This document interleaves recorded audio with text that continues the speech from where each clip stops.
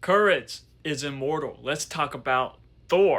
This epic adventure spans the Marvel Universe from present-day Earth to the cosmic realm of Asgard, as we do see the mighty Thor, a powerful but arrogant warrior whose reckless actions reignite an ancient war. As a result, Thor's father, Odin, sends his son to Earth, banishing him there, where he is forced to live among the humans. But while from Earth, Thor must prepare to stop his evil brother, Loki, from dethroning Odin and seizing the power and imposing his villainous rule on all of Asgard. When the dark forces are sent to invade Earth, Thor learns what it takes to be a true hero. And with this movie, it was the fourth film in the MCU introducing the God of Thunder himself, Thor, who is portrayed by Chris Hemsworth. And I got to say, unfortunately, this is one of my least favorite MCU films. But with this, the cast and the characters stood out, from Chris Hemsworth as Thor,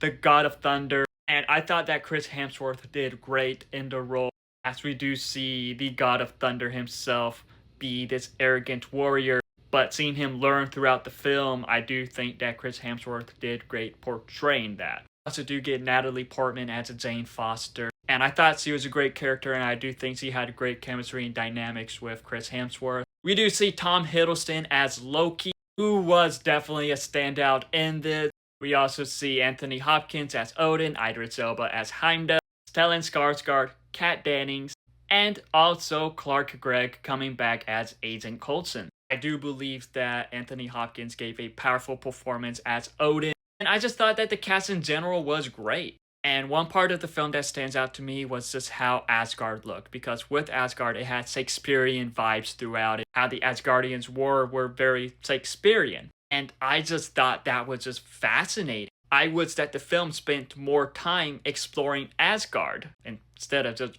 being in New Mexico. But with the story of Loki betraying Thor, that helped make this film feel unique compared to in the MCU. I did really like Thor exploring and understanding human life. It was super cool to see some teases of other realms in this, learning that there are other realms. And there are some pretty cool action scenes in this too, especially the scene with him infiltrating the base trying to get Mjolnir back, or is it called Jonathan?